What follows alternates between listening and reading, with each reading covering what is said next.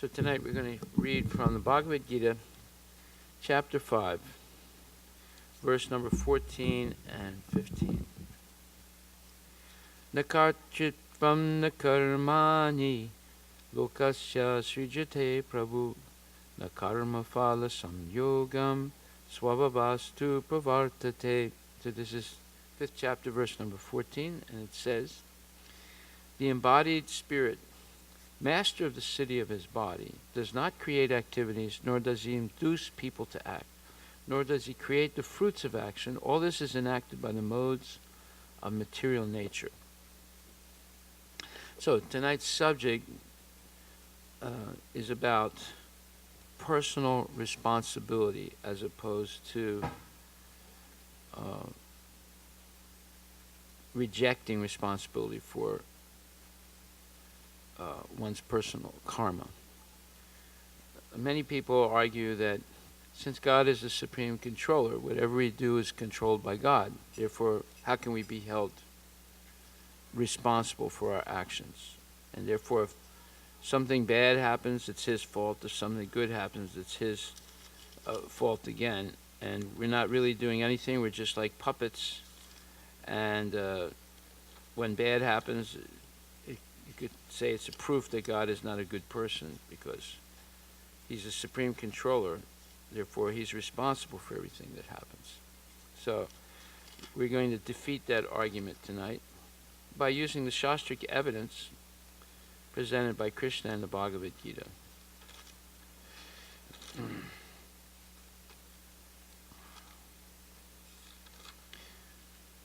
This particular argument that I just summarized was presented to me by a devotee. A person who's been chanting Hare Krishna for years and claims to be a devotee.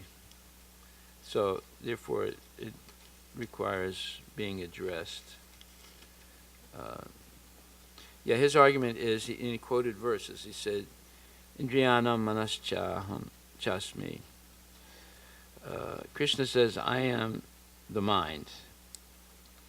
Indriyana manaschasmi. Okay, so that's in the 11th chapter of Bhagavad Gita. So his speculation is, therefore, whatever I think is Krishna's thought. So if I think sinfully, it's Krishna, because he says, Indriyana manaschasmi, I am the mind. Okay, so he's using scriptural evidence to back up his nonsense conclusion. So we're going to discuss this. First of all, let's find that verse, Indriyana manaschasmi. Let me find that. It's either in the 10th chapter or the 11th chapter of Bhagavad Gita. Indriyana manaschasmi.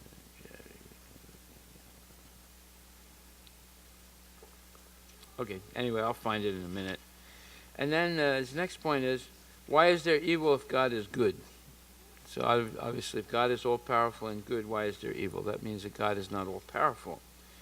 And then the next point was, God is the controller. In other words, not a blade of grass moves without God's sanction. Therefore, whatever happens, it's God's doing and his will.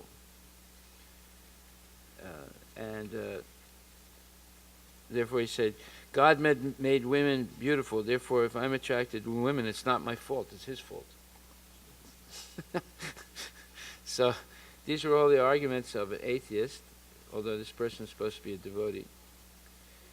And then he said, why did Krishna not bring back the 5 children of Draupadi? Why did he let them die? They were killed in a very horrible way. And why was Abhimanyu not saved by Krishna? All these questions basically try to show that man is not responsible for his acts. God is not good and not omnipotent, and everything that happens is his will and his doing, therefore it's his fault, not my fault. This is basically the argument. So, one second, I just want to find that verse, Indriyanam manaschasmi.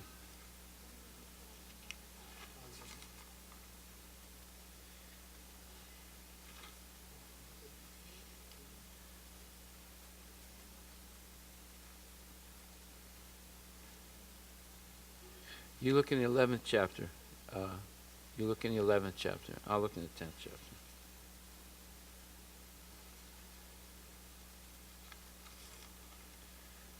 I think it's in the 11th. Oh, no, here it is. Okay. It is 10:22. Indriyanam manaschasmi. Vedanam samavedosmi, devanam asmi vasava, indriyanam manaschasmi, bhutanam asmi chetana. So Krishna says, 11th chapter, 22nd verse, 10th chapter, 22nd verse, Bhagavad Gita. Of the Vedas, I am the Samaveda. Of the demigods, I am Indra, the king of heaven. Of the senses, I am the mind. And the living beings, I am the living force. Okay, so the verse we're going to read today is in the 3rd chapter. And we'll start the discussion with this verse. 3rd chapter, 4th verse. Oh, no, I'm sorry. No, I'm sorry. We're reading from the 5th chapter, 14th verse. I'm very sorry. I read the verse wrong. 5th chapter, 14th and 15th verse. The embodied spirit, master of the city of his body, does not create activities, nor does he induce people to act, nor does he create the fruits of action. All this is enacted by the modes of material nature. Now, if you read this real quick, you might say, well, this verse supports what that devotee was telling you, but we have to read it carefully. So you read the purport 5:14.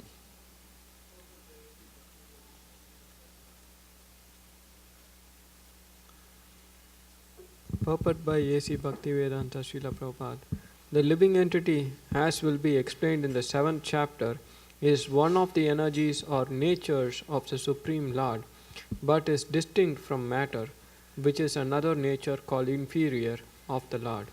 Somehow the superior nature, the living entity, has been in contact with material nature since time immemorial.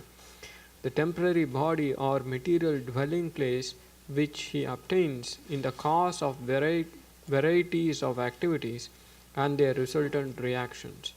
Living in such a conditional atmosphere, one suffers the results of the activities of the body by identifying himself in ignorance with the body. It is ignorance acquired from time immemorial that is the cause of bodily suffering and distress. As soon as the living entity becomes aloof from the activities of the body, he becomes free from the reactions as well. As long as he is in the city of the body, he appears to be the master of it, but actually he is neither its proprietor nor controller of its actions and reactions. He is simply in the midst of material ocean, struggling for existence. The waves of the ocean are tossing him, and he has no control over them. His best solution is to get out of the water by transcendental consciousness. That alone will save him from all turmoil. Read the verse again. Translation though? Read the verse again. Na kartritvam na karmani lokasya srijati prabhu na karma phala samyogam svabhavastu pravartate.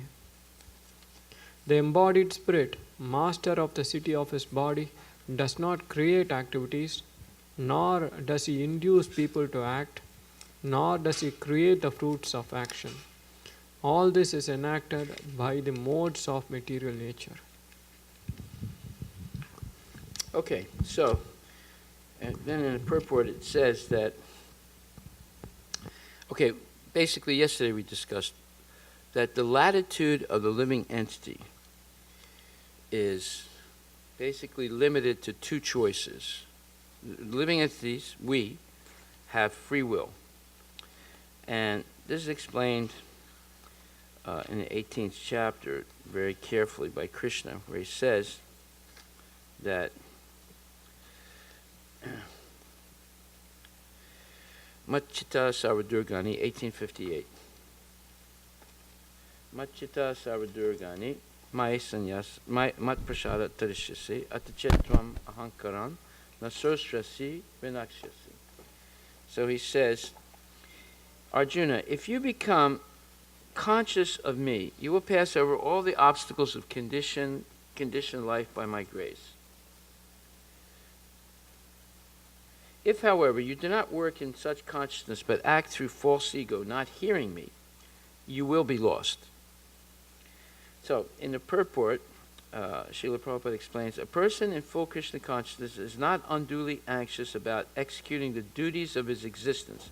Duties of his existence means eating, sleeping, mating, and defending.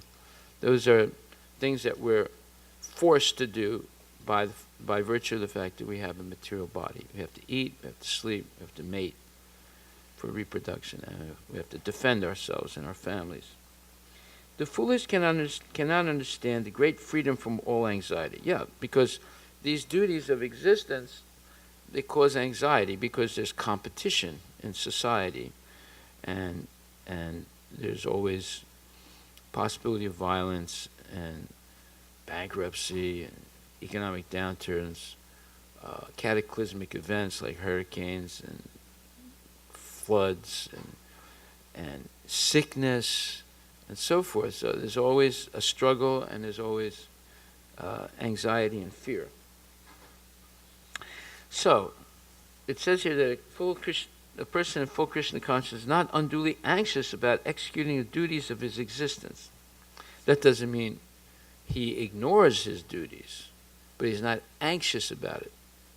Now, why would that be? Why would a person not be anxious? Well, anxiety is caused by doubts about the future. You don't know what's going to happen for sure, so it causes anxiety. Is the American economy going to collapse? Is China going to blow up the west coast of or North Korea going to throw a nuclear bomb on the west coast of the United States? Is, this thing, that thing. There's a million causes of anxiety based on fear for the future, uncertainty of the future, right? Just like, you get you have a pain in your chest, you go to the doctor, says we have to do an MRI and an X-ray and maybe a biopsy. And you have to wait 6 weeks or 8 weeks for the results. And when he comes back, it says, there's some cloud in your in your chest area. It might be cancer. Already you were in doubt that he was doing so many tests, and now he's saying it might be cancer. So now you're in deep anxiety. See, so the causes of anxiety are uncertainty about the future. For one who acts in Krishna consciousness, Lord Krishna becomes the most intimate friend.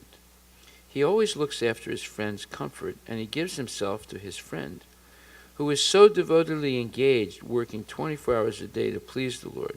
Therefore, no one should be carried away by the false ego of the bodily concept of life. One should not falsely think himself independent of the laws of material nature or free to act. He is already under the strict material laws, but as soon as he acts in Krishna consciousness, he's liberated, free from the material perplexities. One should note very carefully that one who is not active in Krishna consciousness is losing himself in the material whirlpool, in the ocean of birth and death. No conditioned soul actually knows what is to be done and what is not to be done. But a person who acts in Krishna consciousness is free to act because everything is prompted by Krishna from within and confirmed by the spiritual master. So here we see the double validation for a devotee. Everything a devotee does is validated by two authentic sources. One, Krishna within the heart as Chaita Guru, and Krishna's representative as the bona fide spiritual master or masters, because there's Shiksha and Diksha Guru. So a devotee has two validations before he or she undertakes an action. Therefore, it's a safety net. And because a devotee does not think himself or herself independent of laws of material nature. So what are the laws of material nature? If you follow the four regulative principles of spiritual life, or what's called the four yamas and the four niyamas, then you will not violate the laws of material nature your whole life. What are the 4 yamas? Or yamas means don'ts. No meat eating, fish, eggs, and chicken, and so forth. No intoxication, including coffee and tea. No gambling or philosophical speculation, and no illicit connections outside of marriage. Those are the don'ts. And the do's are regularly chant Hare Krishna, Hare Krishna, Hare Krishna, Krishna Krishna, Hare Hare, Hare Ram, Ram Ram, Hare.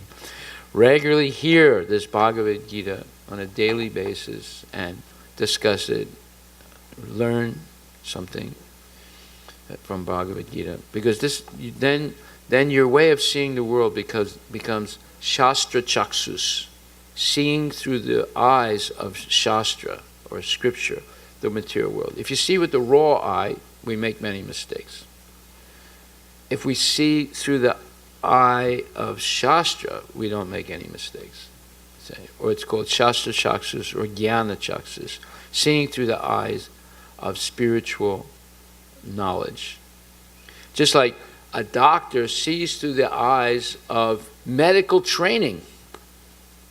When he sees a person whose arm is cut off, he doesn't see it the same way we see it. We see it emotionally. He sees it through the eyes of medical training. He knows every blood vessel, every capillary, every tendon, every bone, the whole internal structure of that arm. Therefore, he can make a plan how to reattach the arm to the body. And I actually saw this happen with my own eyes once. I've told the story before. I actually saw a person whose whole hand was cut off. I had to hold his hand, take him to the hospital. I thought that was it. He was lost. But the doctors were able to reattach it because we got to the hospital quickly. We had the hand, and we had him, right? So they reattached his whole hand to his body. Now, he never got 100% use of the hand, but he got 70% use of that hand. They did such an expert job. So they didn't see it the same way. I saw it emotionally. He saw it emotionally. His family saw it emotionally. Doctors looked at it objectively. And they were able to reattach the hand. What could we have done? We couldn't have done that. We couldn't have done anything, right? Maybe buy some Elmer's glue or something, but that would not work. They knew every part of that hand and the rest of his arm, and they were able to reattach it. So, therefore, when we see the world through the eyes of Shastra, and with the help of Chaita Guru and Shiksha and Diksha Guru, then we have a chance to see things correctly. But if we just see emotionally, like most people do, then we make many mistakes. And mistakes in life is catastrophic. Just like I was reading about one famous movie star who was dying of cancer. And right before he died, he made a statement. He said, if I only knew now if I knew then what I know now, then I wouldn't be dying today. In other words, he's saying he was like 50 or 60 years old. Meaning, if he knew then when he was 20, 30, 40, what he knows now he knows drinking is bad, taking drugs is bad, illicit sexual connections are bad, eating a lot of meat and other, processed foods, and it's bad, right? So he said, I ate too many bad things, I did too many bad things, I drank and did so many bad things, and now I'm dying, although I still want to live, I'm still relatively young. If I only knew then what I know now, I would continue to live. I'd have more years in my life. So that's the mistake people can make by not being trained to see through Shastra. So therefore Prabhupada said, no conditioned soul, conditioned by lust, anger, greed, madness, illusion, and so forth, actually knows what is to be done and what is not to be done. But a person who acts in Krishna consciousness is free to act because everything is prompted by Krishna from within and confirmed by the spiritual master. So then the next verse, Krishna says,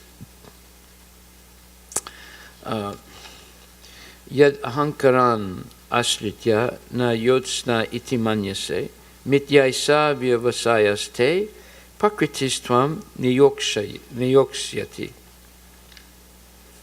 If you do not act according to my direction, this is 1859, and do not fight, then you will be falsely directed. By your nature, you will have to be engaged in warfare. So this is an interesting point, this question of nature. Krishna talks about this in the beginning of the 16th chapter, divine and demoniac qualities. And he tells Arjuna that Daivi Moksha, Daivi Sampat Vimokshaya, 16.5. Daivi Sampat Vimokshaya Nimandaya Surimata Ma Sucha Sampadam Daivim Abhijato Sipandava. The transcendental qualities are conducive to liberation, whereas the demonic qualities make for bondage. Do not worry, O son of Pandu, or Arjuna, for you are born with the divine qualities. Very interesting.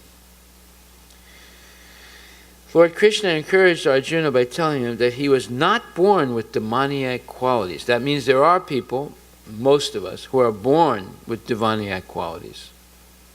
Arjuna is one of the rare exceptions who's born with divine qualities.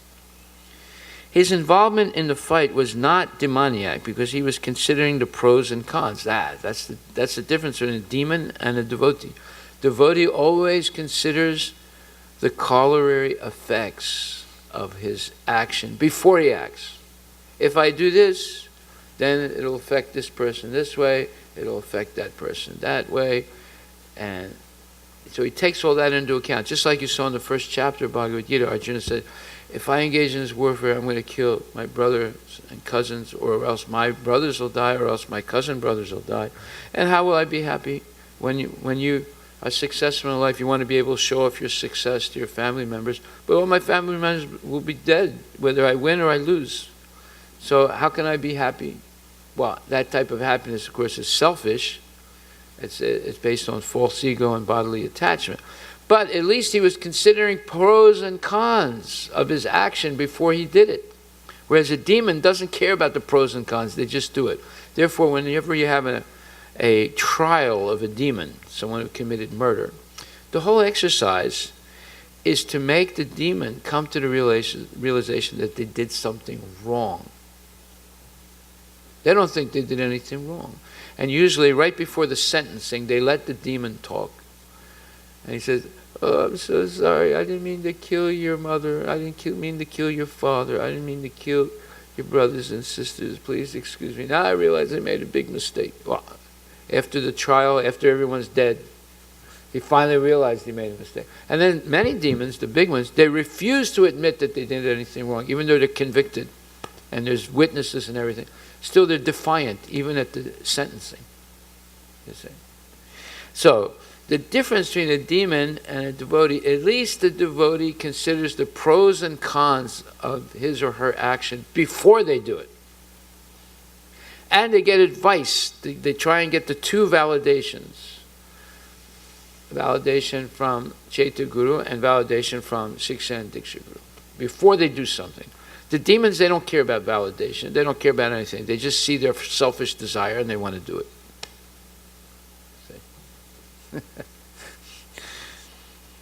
So, therefore, Arjuna was a military man and born of the nature of the Kshatriya. Therefore, his natural duty was to fight. But due to false ego, he was fearing that by killing his teacher, grandfather, and friends, he would incur sinful reactions.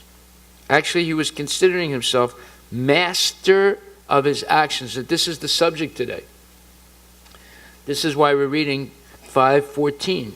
The embodied spirit, master of the city of his body, does not create activities, nor does he induce people to act, nor does he create the fruits of action. All this is enacted by the modes of material nature. In other words, he's being forced to act as far as eating, sleeping, mating, and defending goes. He's not really acting. He's not really. He only begins to act when he decides to eat in a particular way. He's forced to eat, sleep, mate, and defend. He can't help it. But he can choose whether to eat, sleep, mate, and defend like a demon, or to eat, sleep, mate, and defend like a devotee. But he can't stop doing those things. So he's forced to do certain things, but he has some latitude to decide how to do it. Either he does it as a devotee or he does it as a demon. See? So the subject today is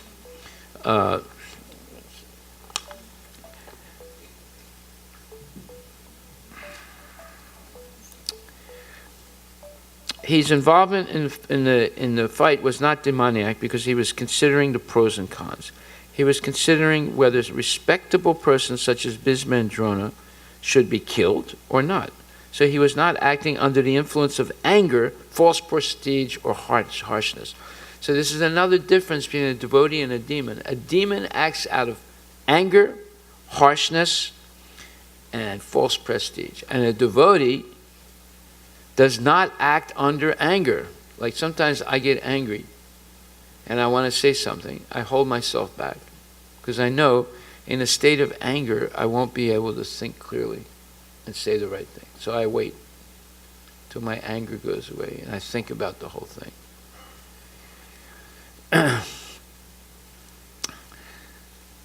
He forgot that the Supreme Personality of Godhead was present there instructing him to fight. So Krishna is present here in my heart. And he is giving me some instructions. And you also are getting instructions. It's called your conscience. Conscience say, oh, it's not very good if I do this. And then the false ego said, to hell with that, you have to do it. So, you see, this philosophy is very real. Okay, just put it on and take it off. Okay, now put it back. Okay. This philosophy is very real. If you want to understand human psychology, you have to read this. And you have to hear it from someone who knows the subject, not just an upstart. He forgot that the Supreme Personality of Godhead was present there instructing him to fight. That is forgetfulness of the conditioned soul. Yeah, we forget that Krishna is in the heart, that he's the boss. I'm not the boss. And that we should listen to what he says through his words in Bhagavad Gita, through our conscience, and validate it by Siksha and Diksha Guru. Otherwise, and then we should see things as Shastra Chaksus or Jnana Chaksus, not with the raw eye and the illusion mind. Otherwise, we're like a sleepwalker on the edge of falling off a precipice.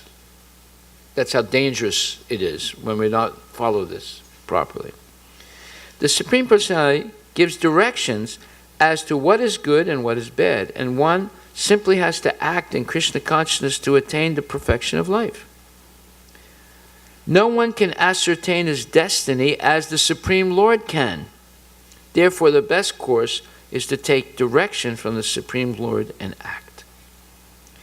No one should neglect the order of the Supreme Personality of Godhead or the order of the spiritual master, who is the representative of God.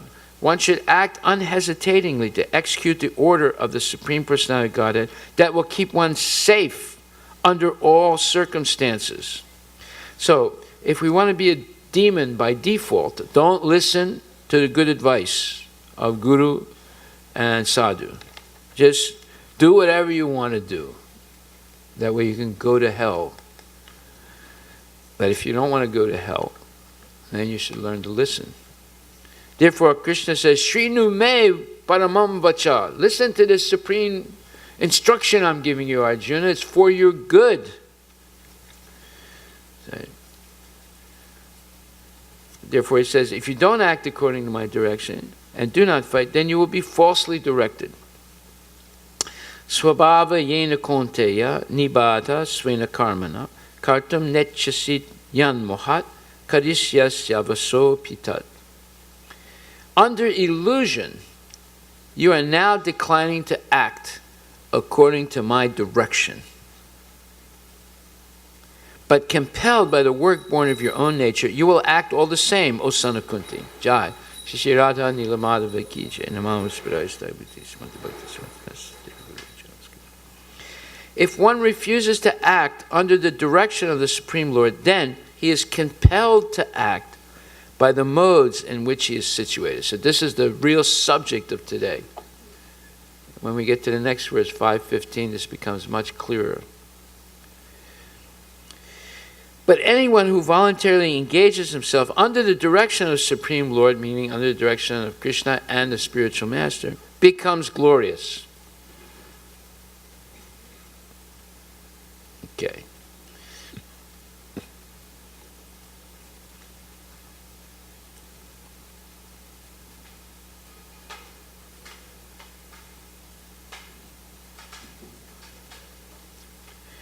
One second, I just have to write something down here.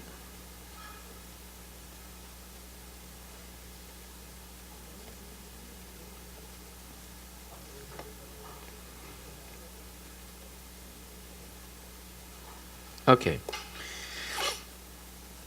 So, then 16:7 says, Pavritim cha nivritim cha jana na vidur asura. Nasocham napichacharo nasatyam tesu vidyate. Those who are demoniac do not know what is to be done and what is not to be done. Neither cleanliness nor proper behavior nor truth is found in them. And in the purport, Prabhupada says, in every civilized human society there is some set of scriptural rules. This is 16:7.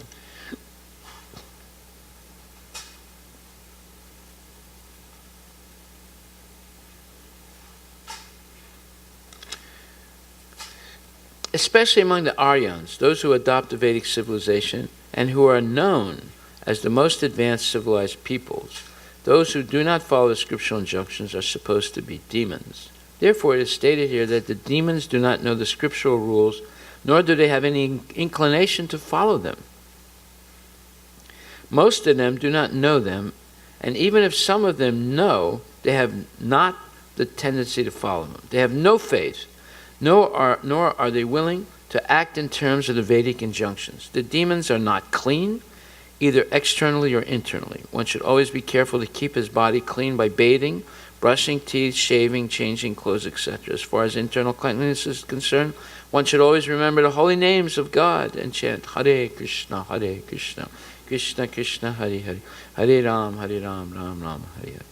The demons neither like nor follow all these rules for external and internal cleanliness. So therefore, if someone wants to be a devotee or is a devotee and they don't chant the proper number of rounds every day and good rounds, then they're on the pathway to become what?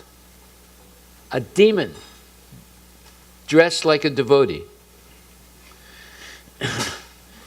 As for behavior, there are many rules and regulations guiding human behavior, such as the Manu Samhita, which is the law of the human race. Even up to today, those who are Hindu follow the Manu Samhita. Laws of inheritance and other legalities are derived from this book. Now, in the Manu Samhita it is clearly stated that a woman should not be given freedom. That does not mean that women are to be kept as slaves, but they are like children. Children are not given freedom, but that does not mean that they are kept as slaves. The demons have now neglected such injunctions, and they think that women should be given as much freedom as men. However, this has not improved the social condition of the world. Actually, a woman should be given protection in every stage of life. She should be given protection by the father in her younger days, by the husband in her youth, and by the grown-up sons in her old age. This is proper social behavior, according to the Manu Samhita. But modern education has artificially devised a puffed-up concept of womanly life, and therefore marriage is practically now an imagination in human society. Nor is the moral condition of woman very good now. The demons, therefore, do not accept any instruction which is good for society because they do not follow the experience of great sages and the rules and regulations laid down by the sages. The social condition of demonic people is very miserable. So one day my daughter was writing a paper for school. This was in high school. And it was about the condition of women in modern society. And she began writing it from the point of view that the position of women has advanced tremendously in modern times, especially in the United States, where now they have so many equal rights with man. And then she showed it to me and said, Dad, I'm writing this paper. You have any suggestions? I said, yeah. Throw it away and start over. He said, what do you mean? I said, if you write that, you might get an A because the teacher will like what you write, but you're writing all rubbish, all nonsense. It's not true. So what do you mean, Dad? I said, what has happened is that men have promoted women's liberation. She said, no, that's not true. So-and-so in the 19th century in America. I said, that's all a front. The men have engineered this thing because they want to have a free ride. Therefore, women are appearing all over the place, topless and bottomless. Not because it's their freedom, it's because men want to see them like that and they don't want to pay for it anymore. They want a free show. I said, well, I didn't think about that. Yeah, and men don't want to pay for children. Therefore, the government pay. They can have all the nonsense relationships they want. Like, they caught this one guy. He's got 52 kids. 52 kids with 14, 15 wives. He doesn't live with, he didn't get married, but he's engendered 52 kids. He doesn't pay any child support, nothing. And he's one out of thousands. There's thousands of people, men like that in the United States now. They're just engendering kids, and they walk away. And the wife gets money from the government. That's modern society. Nowadays, more than 50% of the kids in the United States are living with single parents. Many of them don't even know who their father is.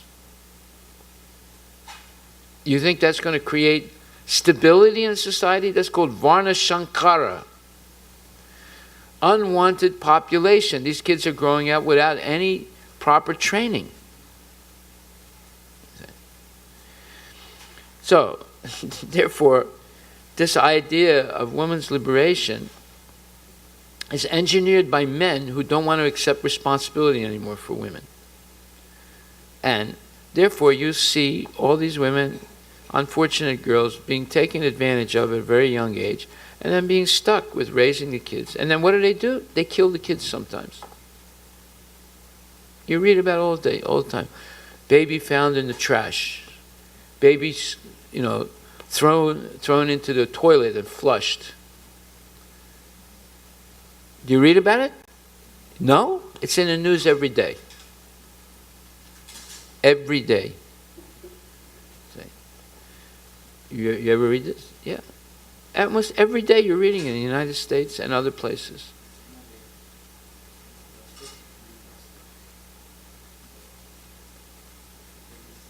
Yeah. Still alive, right. Yeah, the baby didn't die, even though it was flushed into the toilet. So, this moral condition of women is not good in this modern age, and marriage is practically an imagination in human society. Okay, so now we come back to the original question. Indriyanam manas chasmi, my friend said. Krishna says, I am the mind. So whatever I'm thinking, it's Krishna wants me to think like that. You see? And so Krishna says, I am the mind. And it's speculation. Therefore, whatever I think is Krishna's thought. Therefore, how can you say, when I'm thinking nonsense things, that is bad? Krishna he says, I am the mind. Okay, so and that's 10th chapter, 22nd verse. So, in this purport of today's verse 5:14, it says, the temporary body or the material dwelling place which a living entity obtains due to previous karma and desires is the cause of varieties of activities and the resultant reactions. So what are those varieties of activities? Eating, sleeping, mating, and defending. Right? So, if you're born paralyzed, you eat, sleep, and mate and defend in a certain way. Not exactly like another person. Or if you're born without a right arm, you eat, sleep, mate, and defend. You do it, but it's a little different than other people. So the temporary body or material dwelling place which he obtains is the cause of varieties of activities and their resultant reactions. Living in such a conditional atmosphere, one suffers the results of the activities of the body by identifying himself in ignorance with the body. So as long as we identify with the body, whatever happens to the body affects us, the soul. If we don't identify with the body, then we're not affected by what happens to the body. It is ignorance acquired from time immemorial that is the cause of bodily suffering and distress. Yeah, it's just like the example of that movie star who was dying. He said, if I only knew then what I know now, then I would not be dying today. I'd have many more years in my life. You see. So that's a perfect example. It's ignorance. Just like you have low information voters, you have low information people walking around in ignorance, and they're suffering. Okay. They don't know that meat is bad. They think meat is good. They don't know that cigarettes are bad. They think cigarettes are good. They don't know illicit sex is bad. They think illicit sex is good. They don't know intoxication, meat eating, gambling, philosophical speculation. All these things are bad. They think it's good. The more they do it, they think the more they're advancing in life. You see. So they know, one time Prabhupada said, in this age of Kali, everything is bad, backwards. They're doing everything backwards. Yes, they're glorifying illicit sex, gambling, meat eating, speculation, and they're laughing at devotees who follow the regulative principles. They say, oh, they don't know how to live. Say, they're wasting their life. There's so much they could get out of life if they would only eat, drink, eat nonsense, take intoxication, and so forth. So therefore, there's a verse in the second chapter, Ya Nisa Sarvabhutana Yasyam Jagrati Samyami Sa Nisa Tasyam Jagrati Samyami Sa Nisa Jagrati Yasyam Jagrati Bhutani Sa Nisa Pasyato Mune. So it's 269. And it says, what is night for all beings is the time of awakening for the self-controlled. And the time of awakening for all beings is night for the introspective sage. Very good verse. One time I asked Prabhupada, what is the meaning of this verse? And he started chuckling. He said, yes. He said, this verse means when the karmis see us, they are laughing. And when we see the karmis, we are laughing. But our laugh is best, because we know they're really wasting their time. They think we're wasting our time. We think they're wasting. But our laugh is best because they are actually wasting their time. So there are two classes of intelligent men. One is intelligent in material activities for sense gratification, and the other is introspective and awake to the cultivation of self-realization. Activities of the introspective sage or thoughtful man are night for persons materially absorbed. They're not interested. They said, oh, this is a waste of time. This chanting Hare Krishna, jumping up and down, dancing, eating only prasadam. So much good food out there. In this restaurant, they have dead rats, but it's fried in ghee. It's very tasty. Look what they're missing in their life. Yeah, as if we're missing that. Say. So activities in introspective stage or thought of men are night for persons materially absorbed. Materialistic persons remain asleep in such a night due to their ignorance of self-realization. Yeah, low information people. The introspective sage remains alert in the night of the materialistic man. Yeah, while they're engaged in sense gratification, we're studying Shastra, discussing it, just like tonight. There could be 10,000 people here tonight. It could be like Janmashtami night, but they're not here. They're sleeping, watching television, talking nonsense, trying to figure out which stock is going up tomorrow so they can invest in it. You know, thinking up ways to manufacture useless things to make millions of dollars, you know. The sage feels transcendental pleasure in the gradual advancement of spiritual culture. The sage feels transcendental pleasure in the gradual advancement of spiritual culture. Whereas the man in materialistic activities, being asleep to self-realization, dreams of varieties of sense pleasure. Now this is very important, right? What do we think of on the inter channels of our brain? What's actually going on? Is it a nightclub or is it Vaikuntha? Say. Most people outside, there's a saying in my language, on the outside he's a saint, on the inside he's a devil. Yeah, I don't know what you're thinking, you don't know. We can be talking this and that, but I could be thinking something else. Just like Prabhupada said, when a woman is dancing with her husband and her head is on his shoulder, she's watching another man and thinking of a third man. These are materialistic women. That doesn't mean devotee women. And devotee women don't put their head on the shoulder of their husband and dance, nonsense dance. But these are the materialistic women, you see. And then you find out later on they were cheating on her husband, this man, and cheating with that man. And it all comes out later on, you know. So the sage feels transcendental pleasure in the gradual advancement of spiritual culture, whereas the man in materialistic activities, being asleep to self-realization, dreams of varieties of sense pleasure, feeling sometimes happy and sometimes distressed in a sleeping condition. The introspective man is always indifferent to materialistic happiness and distress. This is very important. Why is he indifferent? Because he's more concerned about serving Krishna. It doesn't matter whether his situation is happiness or distress. Whereas materialistic people, I can't do my service. I got to do this other thing. I'm only thinking of this. I can't do my service. So they're looking for excuses to leave their service. They want a vacation. But savai pumsa paro dharmo yato bhaktir haksajaya. Apatya jayat masuprasid. Savai pumsa paro dharmo yato bhaktir haksajaya. Yayatma. No.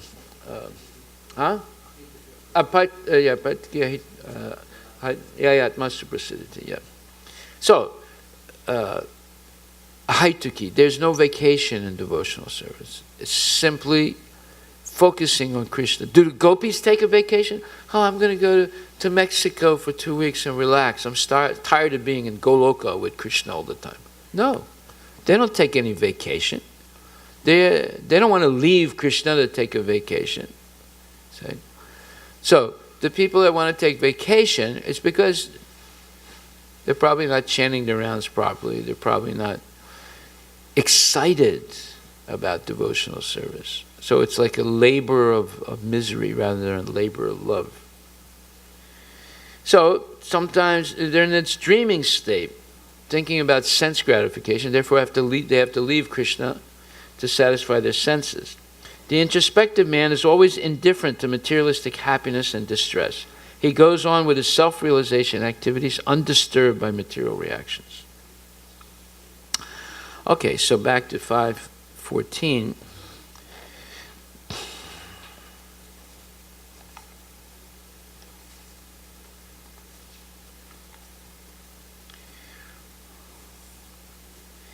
As long as he is in the city of the body, he appears to be master of it, but actually he is neither its proprietor nor controller of its actions and reactions. He is simply in the midst of the material ocean, struggling for existence. The waves of the ocean are tossing him, and he has no control over them. This is the actual fact. He appears to be the master, but he's not. He's being tossed. He's being forced to do things all the time. Sometimes there's some happiness due to his past karma. Sometimes there's misery. He thinks he's in control, but he's not. His best solution is to get out of the water by transcendental Krishna consciousness. That alone will save him from all turmoil. So then the next verse, Nadate kashichit papam nachaiva sukritam vibhu agyana vritam jnanam tena muyanti jantava. Nor does the Supreme Lord assume anyone's sinful or pious activities. Embodied beings, however, are bewildered because of the ignorance which covers their real knowledge. So now we come to the real subject. This man says, Indriyanam manaschasmi. Krishna says, I am the mind. Whatever I'm thinking, that means Krishna is thinking it. How can you hold me responsible? No. Krishna is not responsible for our mistakes, for our sinful desires. We're responsible. And this verse says it, 5:15. The Sanskrit word Vibhu means the Supreme Lord who is full of unlimited knowledge, riches, strength, fame, beauty, and renunciation. He is always satisfied in himself and undisturbed by sinful or pious activities. He does not create a particular situation for any living entity, but the living entity, bewildered by ignorance, desires to be put into certain conditions of life, and thereby his chain of action and reaction begins. This is the truth. It's our ignorance. By ignorance, we desire to be put into a particular situation. And then the chain of action and reaction begins. It's not Krishna's fault, it's our fault. Because we're low information people. Like zombies. Yeah, zombie doesn't know. Just like sometimes a cow will eat an herb because it looks green like any other. And it's poisonous and he dies. Doesn't know. Sometimes people do that. They don't know. And now it's a very, very popular thing. You take a cruise, you pay $1,000 to take a cruise, and you come back with E. coli infection, sick as hell. It's happening a lot now. You read about it every day in the newspaper. Cruise to Alaska, 48 people, food poisoning. They had to stop the cruise and come back to San Francisco right away. Sometimes they have 1,000, 2,000 people on these big cruise boats, right? And they have like 5 different restaurants, and they're eating all stool and urine, and they get sick as anything. It just requires, and they're hiring all these Tex-Mex guys to cook. They don't know. They don't follow. You're on the international waters. They don't have to follow all the rules because they're in international waters. They're not in the. As soon as they go out 50, 100, or 200 miles, it's no longer the United States, even though it's an American boat. And the boats usually are not registered American boats. They're registered in foreign countries. So therefore, they don't have to follow the rules once they get out 200 miles into the sea. So they hire all these low-class people. All the high-class people are on the boat, but the people preparing their food are all low-class people, and then they end up getting sick. Yeah.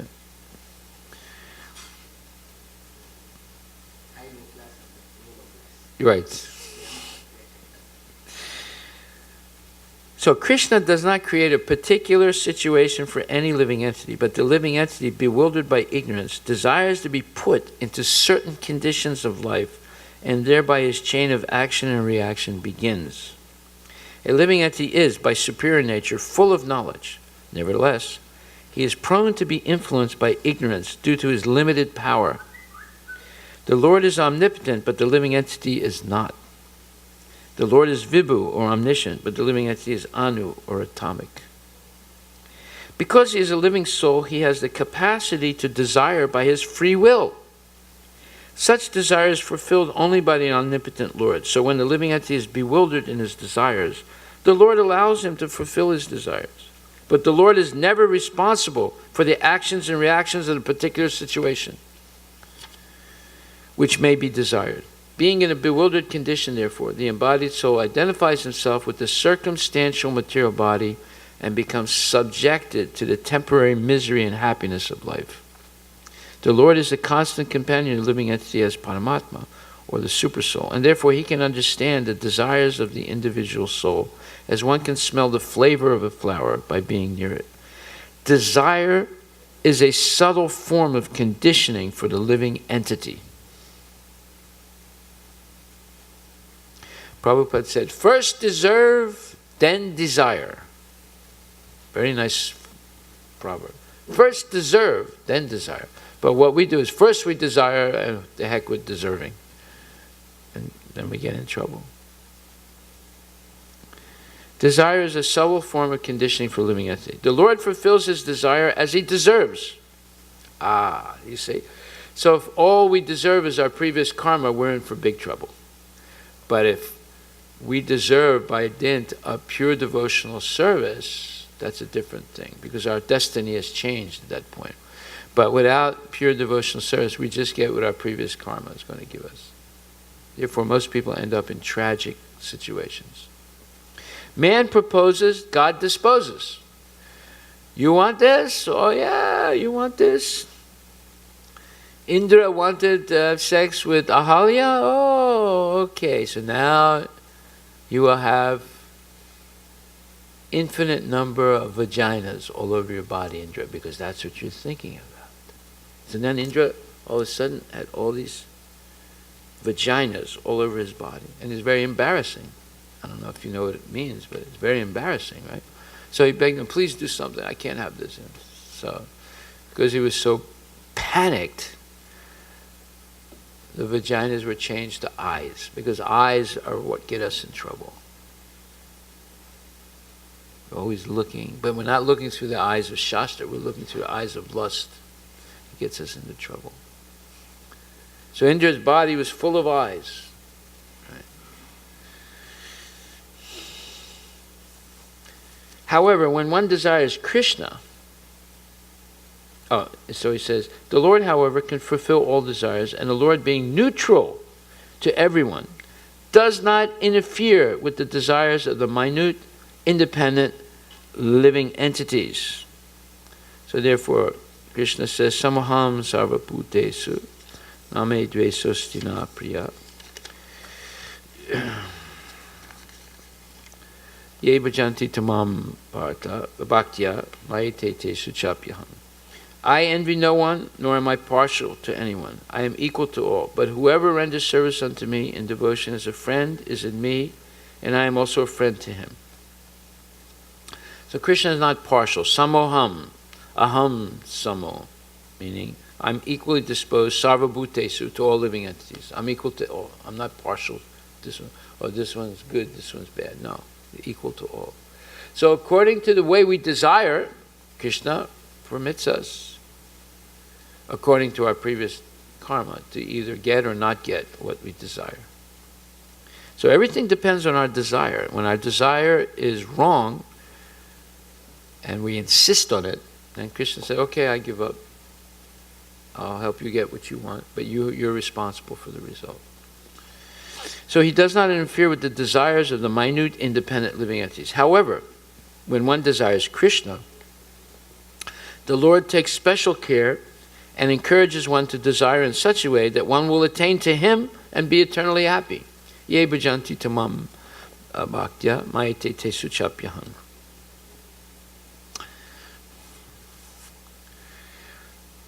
Notice he says, Krishna takes special care of his devotee and encourages his devotee to desire in such a way that one can attain him and be eternally happy. The Vedic hymns therefore declare, the Lord engages living entity in pious activities so that he may be elevated. The Lord engages him in impious activities so that he may go to hell. That's the truth. The living entity is completely dependent in his distress and happiness. By the will of the Supreme, he can go to heaven or hell as a cloud is driven by the air. Therefore, the embodied soul, by his immemorial desire to avoid Krishna consciousness, causes his own bewilderment. It's his fault, it's not Krishna's fault. Because he wants to avoid Krishna consciousness.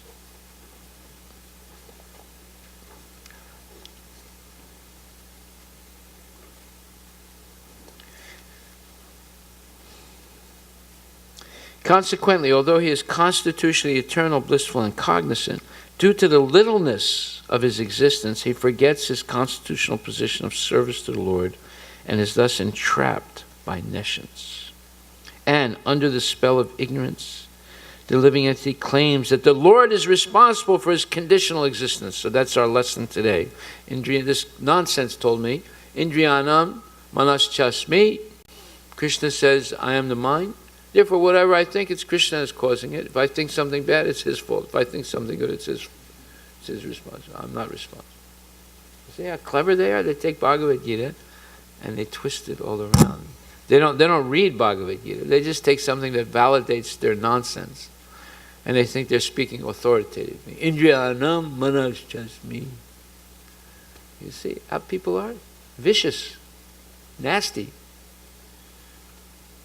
And under the spell of ignorance, the living entity claims that the Lord is responsible for his conditional existence. The Vedanta Sutra 2:134 also confirms this. The Lord neither hates nor likes anyone, although he appears to. So he's saying, why is there evil in the world if God is good? Evil is because you're a nonsense. That's why there's evil, not because God is nonsense. And why didn't Krishna save the 5 children of Draupadi? Why did he let Abhimanyu kill them? Well, he had his plan. This way, Arjuna caught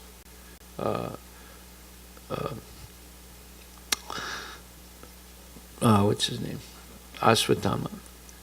And then they had that exchange between Draupadi and Krishna and Arjuna, and it glorified Draupadi eternally. So he had his plan. And why was Abhimanyu not saved by Krishna? Well, there was a great plan. And Arjuna was able, thought he was going to commit suicide, but Krishna saved him. And he was able to get Jayadratha by changing the course of nature. See?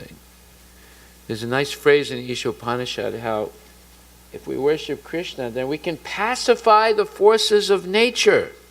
Look what's happening.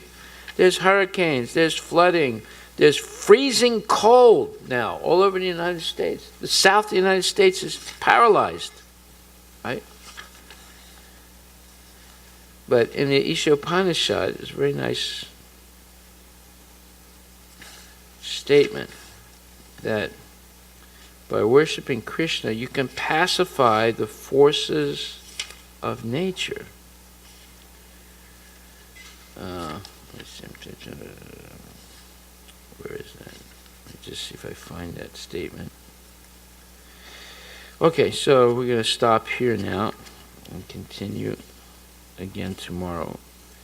Now we understand that it's not Krishna's fault. Our nonsense, our mistakes, our suffering, our everything, it's not Krishna's fault.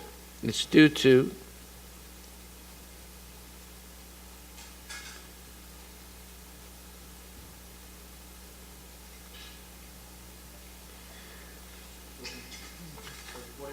Huh?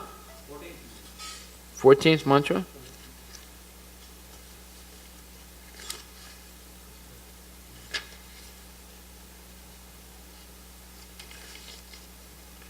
You want to read it? Anyway, in the 7th mantra he says,